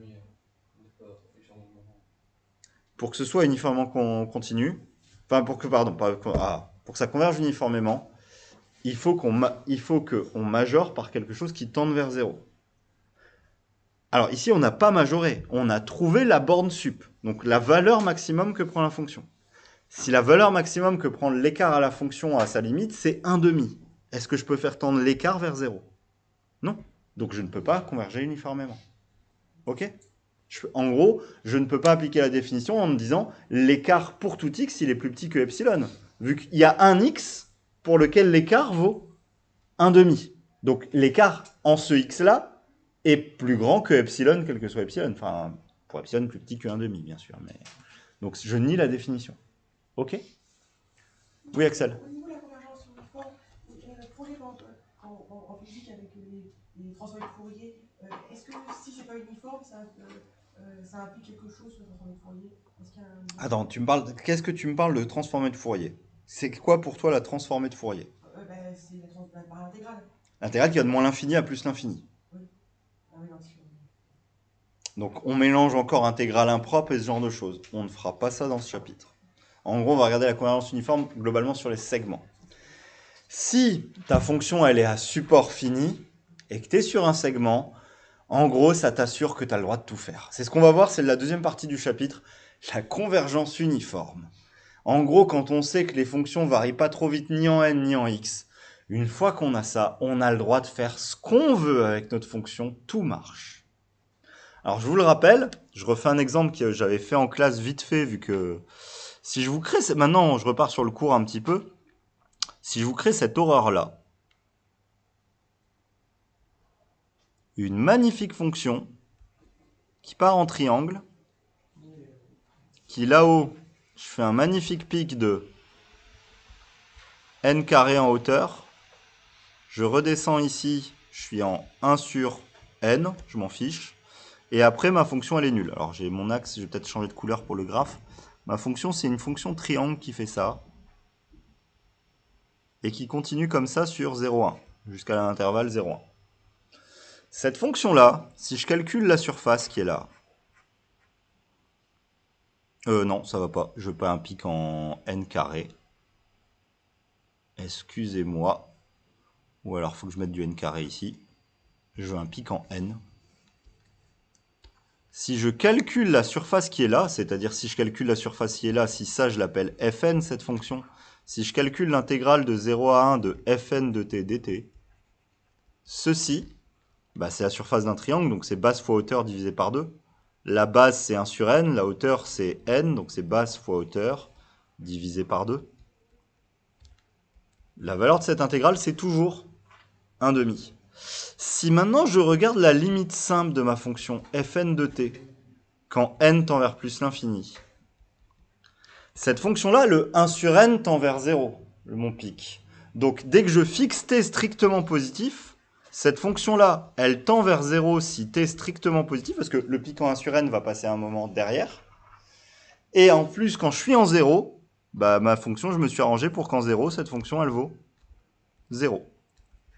Donc j'ai une fonction fn qui converge simplement vers 0. Donc si je fais l'intégrale de la limite des fn, ça fait l'intégrale de 0. Et l'intégrale de 0 jusqu'à preuve du contraire, ça fait 0. Donc, avec mon exemple horrible de fonction au triangle, la limite de mon intégrale n'est pas l'intégrale de ma limite. Voilà. Pourquoi? J'ai autorisé ma fonction à varier très fort en x avec une grosse taille en n. J'ai créé tout ce qui fait, tout ce qui ne va pas, pour ne pas avoir de la convergence uniforme. Alors, on avait vu que c'était l'exemple que je vous ai dit pour dire on ne peut pas appliquer le théorème de convergence dominée sur ce genre de fonction, il n'y a rien qui marche. Donc, on ne peut pas inverser limite et intégrale, par exemple. On va voir que dès qu'on a convergence uniforme, vous pouvez tout faire. Vous pouvez inverser limite et limite. Vous pouvez inverser limite et intégrale. Vous pouvez inverser continuité des limites. Enfin, tout peut être fait. Dès qu'on a convergence uniforme, tout peut être fait en termes d'inversion de quantité. Quand on est sur un segment, c'est à ça qu'on va se limiter.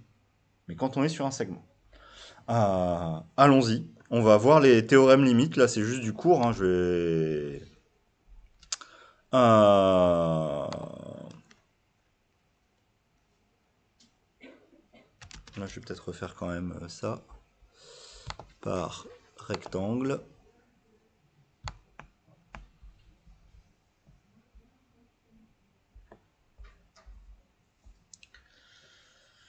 Ouais, la preuve, c'est couper les epsilon, mais ouais, je vais peut-être la lire vite fait, allez.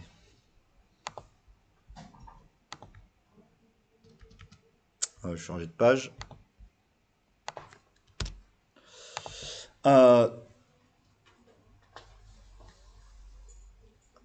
Alors, je reprends le vocabulaire du chapitre d'avant, mais je vous rappelle quelque chose, l'adhérence d'une partie, c'est pas si important que ça, mais c'est pourquoi il y a des, il y a des ou si dans dans mon texte. Je vous rappelle que l'adhérence d'une partie, si imaginons c'est un espace E, ça part à l'infini, et ça c'est là, et ça c'est le bord. Ce point-là est dans l'adhérence de ma partie, par contre l'infini n'est pas dans l'adhérence de ma partie, parce que c'est pas un élément de l'ensemble. Donc si j'ai un point au bord de mon domaine de définition de ma fonction, et que ce bord de domaine soit 0 plus l'infini, si je sais que toutes mes fonctions en ce point ont une limite, qui dépend du n où je suis, et si j'ai convergence uniforme de ma fonction, alors ma fonction limite, f, admet une limite en ce point, et la limite en ce point de f, la limite, j'aurais dû l'écrire là, la limite de f en A, elle, c'est la limite de toutes mes limites intermédiaires, entre guillemets. On a le droit d'inverser limite en x et limite en n. Il n'y a pas d'intégrale. On peut inverser limite en x et limite en n. Donc on a le droit d'inverser, c'est pour ça que ça s'appelle le théorème de la limite double, on a le droit d'intervertir le sens des limites quand on a convergence uniforme. On n'a pas le droit de le faire si on n'a pas convergence uniforme.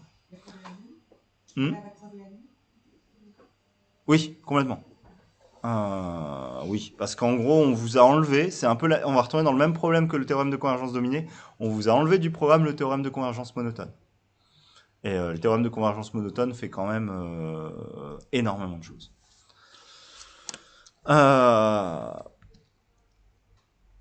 Du coup, en gros, si on a le droit d'interverser limite en x et limite en n, bah en gros, j'ai pas de problème de continuité quand j'ai de la convergence uniforme. C'est-à-dire que si j'ai des fonctions fn qui sont continues en un point A, et si les fonctions fn convergent uniformément vers f, alors la fonction limite est continue en A. Parce que faire la continuité de la fonction limite en A, c'est faire la limite en x de la limite en n. Si j'ai convergence uniforme, je peux intervertir mes limites, ça revient à faire la limite en n de la limite en x. Donc, ça revient à faire la continuité des fonctions point par point. Enfin, des fonctions étape par étape. La preuve, si on doit vraiment la faire, ça s'appelle ce que j'appelle couper les epsilon. C'est juste de la logique. Vous avez quoi? Vous savez que la fonction fn est continue, vous savez qu'il y a convergence uniforme de votre suite de fonctions. Donc, quand vous regardez la quantité f de x moins f de a, qu'est-ce qui est petit? On peut le couper en 3 morceaux. Je ne sais rien entre f de x et f de a. Je sais quelque chose entre f et fn en un point donné, vu que j'ai convergence uniforme, et je sais quelque chose entre fn et fn de a par continuité en fn. Donc cette quantité-là, je la coupe en 3 morceaux. Je fais f de x moins fn de x. Je fais fn de a moins f de a. Et au milieu, je rajoute fn de x moins fn de a. Cette quantité-là est petite par continuité de fn. Ces deux quantités-là sont petites par convergence uniforme. Donc, ce qui fait que ça, c'est continu. C'est juste les 3 morceaux ensemble. Ça, dès que vous arrivez sur des sujets de type central, min-pont, ce genre de petit raisonnement, couper les morceaux en 3 en disant ça marche par continuité, ça marche par convergence uniforme, ça commence à être un peu classique en analyse. Oui.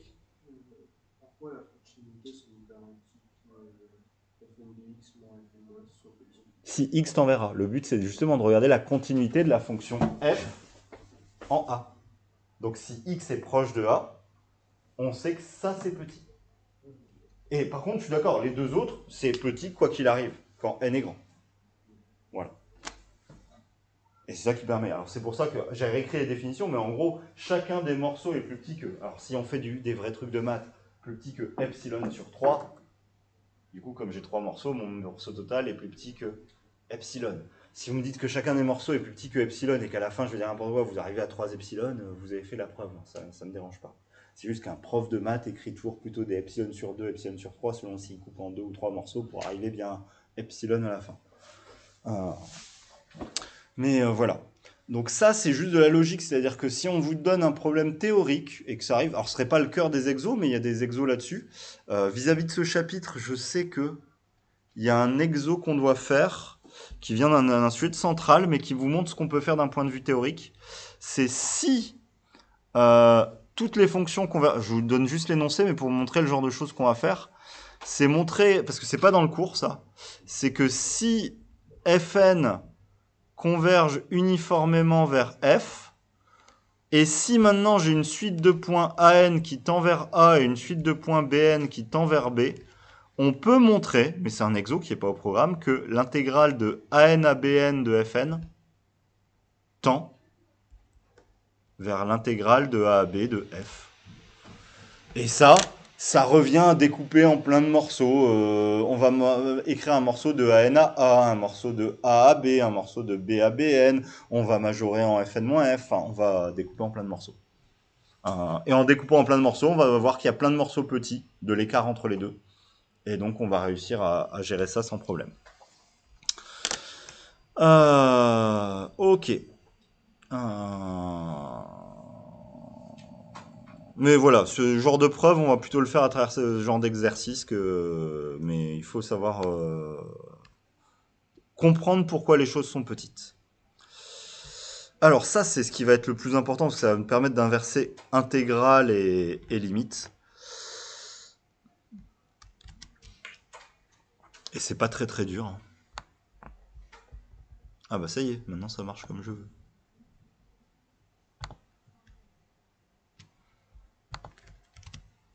Alors ça, et c'est très très puissant.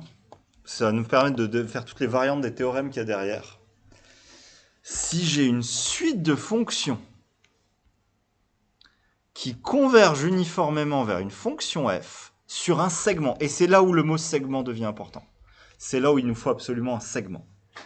Alors les primitives convergent uniformément sur le même segment.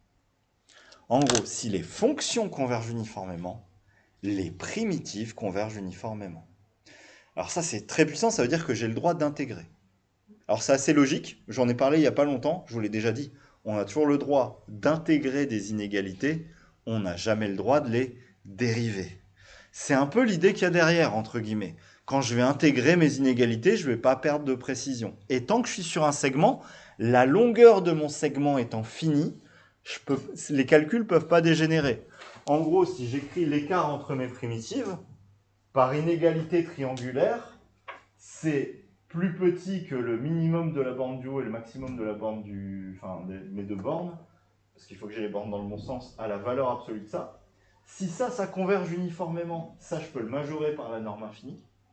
La norme infinie dépend plus de t, je peux la sortir. Ce qui va me sortir que c'est la longueur x-a que multiplie fn-f. Ça, c'est les majorations du dernier chapitre. C'est le genre de majoration qu'on a fait dans le dernier chapitre. Et maintenant, si je suis sur un segment, je sais que ça, c'est de taille finie. C'est majoré par une constante L ou M. Et du coup, si j'ai convergence uniforme, je sais que ça tend vers 0. Donc j'ai instantanément que ça tend vers 0 par quelque chose qui ne dépend plus de x. Donc j'ai bien convergence uniforme. Du coup, on a toujours le droit de primitiver quand on fait de la convergence uniforme. Et ça va être très puissant pour dériver. Alors, pourquoi pour dériver? Je vous ai dit, on n'a jamais le droit de dériver les inéquations. Enfin, oui. Mais du coup, imaginons que je veux dériver k fois une fonction et faire la limite de la dérivée km, par exemple. Si j'ai convergence uniforme uniquement de la dernière dérivée, juste de la dernière, alors, parce que j'ai les règles de primitive, j'ai convergence uniforme de toutes les fonctions au-dessus. Donc c'est à ça que ça va juste nous servir, c'est quand on va dériver, on va voir qu'on a juste besoin de convergence uniforme au niveau de la dernière dérivée, et qu'on aura tous les résultats en primitivant derrière. Oui. Quand déterminant de la convergence uniforme d'une fonction, ça peut être intéressant de passer à la dérivée. Donc, il y a une fonction plus simple. Ah, alors c'est pas naturel. C'est-à-dire que si on te pose la question sur cette fonction-là, j'ai rarement vu des sujets où ils attendent de toi que tu penses à dériver, montrer que la dérivée converge uniformément et primitive. C'est vrai que ça marche, enfin, ce serait une solution. Mais c'est pas une logique qu'on attend de vous, je pense. Mais voilà. Donc, la convergence uniforme marche avec les primitives. Et donc, on va arriver sur nos théorèmes de dérivation, ce qu'on va appeler les théorèmes d'intégration et de dérivation. Je vais essayer de tout mettre. Ouais, je peux faire ça. Allez.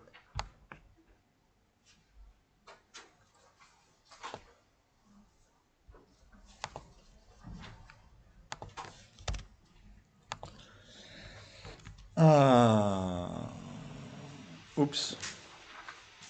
Pardon. Donc maintenant, si je peux primitiver sur un segment, bah soyons clairs. L'intégrale de... Si j'ai convergence uniforme des primitives, l'intégrale de a à b de fn de x dx, c'est fn de b moins fn de a. Si avec les primitives. Si ça converge, ça va tendre vers f de b moins f de a, qui vaut donc ça. Donc, la convergence uniforme implique qu'on a le droit de l'intervertir, limiter, intégrale. Comme votre théorème d'intégration, enfin de convergence dominée, ou théorème d'intégration terme à terme, entre guillemets, où on inverse limite et intégrale. Sauf que là, attention, votre théorème de convergence dominée, ça peut marcher sur n'importe quel intervalle. Ici, on est forcément sur un segment. La convergence uniforme, les propriétés de convergence uniforme ne fonctionnent que sur des segments. Alors, je change de registre parce que là, ça va marcher sur des intervalles. Alors, pourquoi ça marche sur des intervalles? Parce que ça, ce sont juste des propriétés qui passent du local au global. Comment on montre qu'une fonction est continue sur un intervalle? On montre qu'elle est continue en tout point de l'intervalle. Comment on montre qu'elle est continue sur un intervalle ouvert? On montre qu'elle est continue en tout point de l'intervalle ouvert. Mais tout point de l'intervalle ouvert, je peux l'inclure dans un segment. Donc, si elle est continue sur tout segment, elle est continue sur l'intervalle ouvert. Donc, les propriétés de dérivation et ce genre de choses, on peut les écrire directement sur un intervalle parce que être dérivable sur un intervalle ouvert, c'est être dérivable sur tout segment dans l'intervalle. Et puisque nos propriétés sont vraies sur tout segment, ça va être vrai sur tout intervalle derrière. Mais allons-y. Alors, ça va vous paraître bête parce que là, avec tous les exemples qu'on a fait, j'ai juste fait des fonctions du type, je vais en parler quand même. On va comprendre pourquoi ces théorèmes ont du sens. Ils en ont pas trop pour le moment, mais ils en auront juste après. J'ai fait des exemples du type fn de x, où par exemple, j'avais eu ma fonction racine de x plus 1 sur n, et j'ai dit ça tend vers f de x qui vaut racine de x. Et vous allez dire, oui, mais il est bête. Enfin, et je suis d'accord avec vous. Hein. Je suis complètement d'accord avec vous. Pour montrer que racine de x, elle est C1, je ne vais pas aller m'embêter à appliquer un théorème de convergence uniforme des fonctions.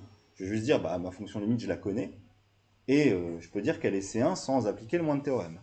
Alors, je vous parle de ce qui suit derrière, c'est juste que je suis obligé de faire le cours comme ça, sinon ça n'a pas de sens. On vient de vous montrer ce qui se passe pour des suites de fonctions. C'est quoi ce qui arrive juste derrière quand on sait faire des suites? Ouais, on fait des sommes de suites. Et les sommes de suites, c'est des séries. Et ce théorème de dérivation des suites de fonctions va devenir un théorème de dérivation terme à terme des séries de fonctions. Donc c'est plutôt, je vous parle là de cours, mais qu'on va, je vais pas vous mentir, jamais se servir. On va jamais dériver des suites de fonctions, je pense pas. On va dériver derrière des séries de fonctions. Mais il faut que je parle du théorème en termes de suite pour en plus en parler en termes de série. Donc, si j'ai des suites de fonctions qui sont C1, si mes suites convergent simplement, parce qu'il faut quand même que je connaisse la fonction f limite. C'est juste pour connaître la fonction f, parce que sinon je ne peux pas dire que fn' converge uniformément vers une fonction g. Donc, c'est ce que j'ai dit juste avant. Si j'ai convergence uniforme de la dérivée, j'ai le droit de primitiver. Si j'ai convergence uniforme de la dérivée, j'ai convergence uniforme des primitives. Instantanément, donc si les dérivées convergent uniformément, alors sur tout segment, f et C1, si les dérivés convergent uniformément sur tout segment, alors la fonction f est C1 sur l'intervalle, et la fonction f qui est là, c'est la primitive de la fonction g. Je n'ai pas le choix.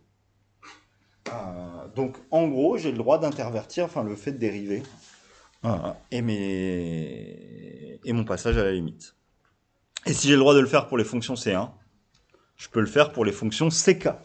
Mais c'est là où je vous ai dit que c'était intéressant la convergence uniforme, c'est que si je veux montrer que la fonction limite f est de classe CK, est-ce que j'ai besoin de montrer la convergence uniforme pour toutes les dérivées KM, pour toutes les dérivées JM? Bah non.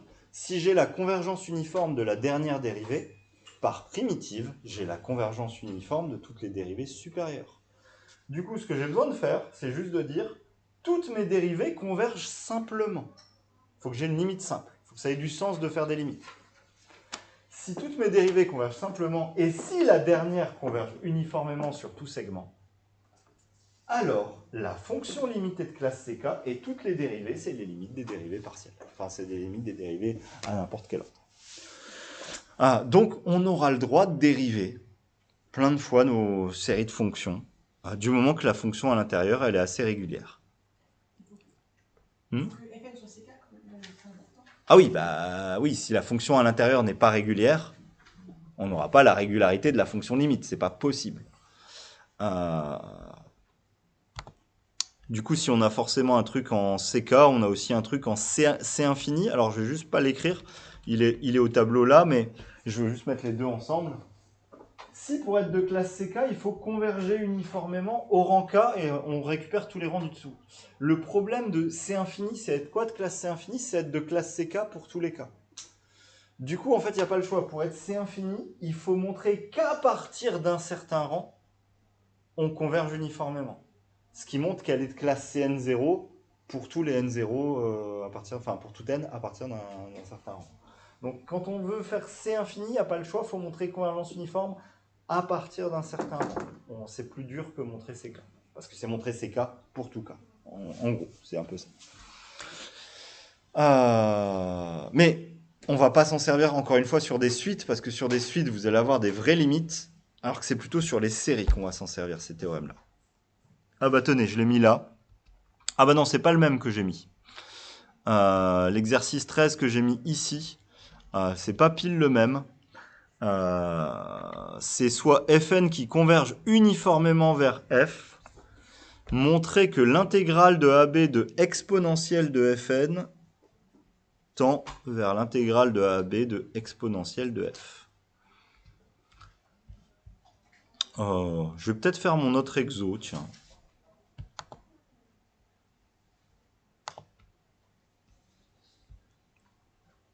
Je vais faire mon autre exo. Je vais voir si je l'ai mis plus loin dans le poly. Ou s'il m'était juste dit je veux le faire et je ne l'ai pas mis.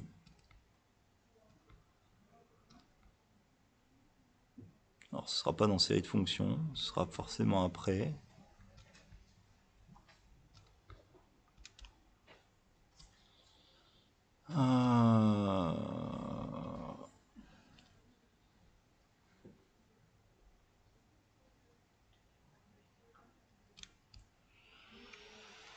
Non, je le trouve pas. On va le remettre, mais tiens, on va faire ça. Ça va permettre de faire un exo théorique intéressant.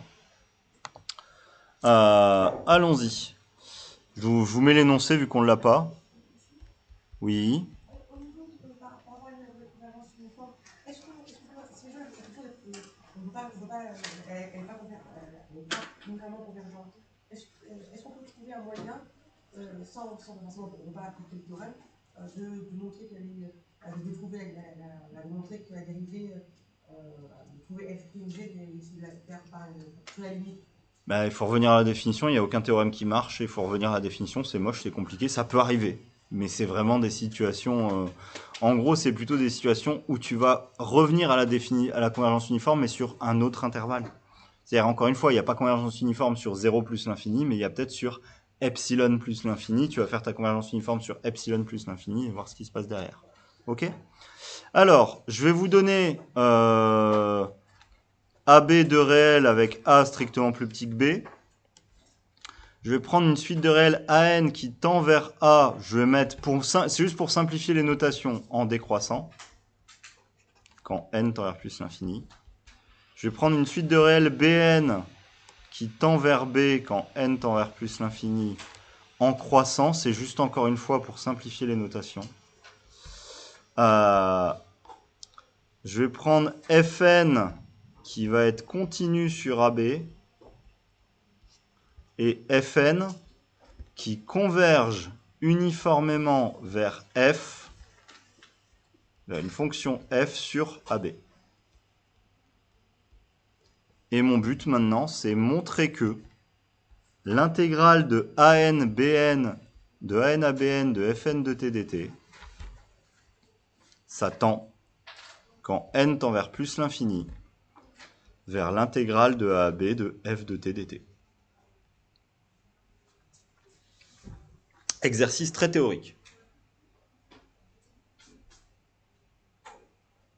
Mais qui est vraiment pas très dur. C'est ça que je vais vous apprendre par il faut découper les choses comme proprement.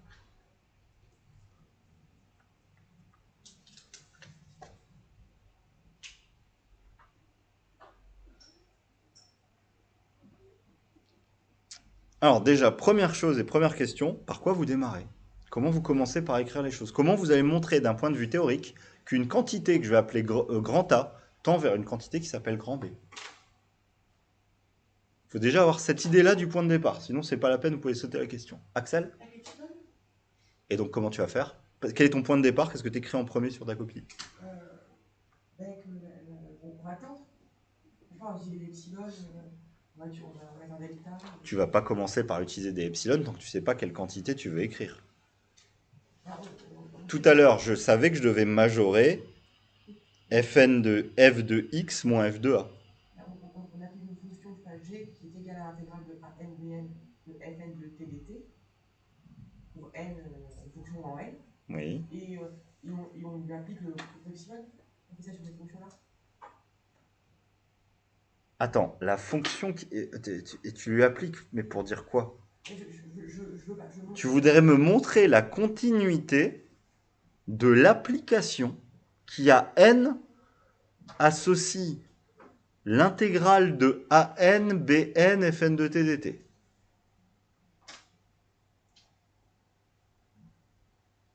Oui, ok. Je vois pas comment tu fais ça. Il y a du n partout. Il y a du n dans la borne du bas, il y a du n dans la borne du haut, il y a du n... Justement, c'est trop compliqué pour un matheux. Faire varier 3 trucs en même temps, il sait pas faire. Je confirme. C'est trop compliqué pour moi. Par contre, je sais faire des maths. Comment je vais montrer d'un point de vue théorique que A, qu'une quantité grand A tend vers grand B? Il y a un moment, il faut que vous arrêtiez de lire les cours sans essayer de comprendre ce qu'on cherche à faire. Tout à l'heure, j'ai fait exprès de vous parler d'une preuve. Il fallait montrer que la fonction f est continue en A. Qu'est-ce que j'ai fait? Quelle est la première ligne que j'ai écrite? Ryan.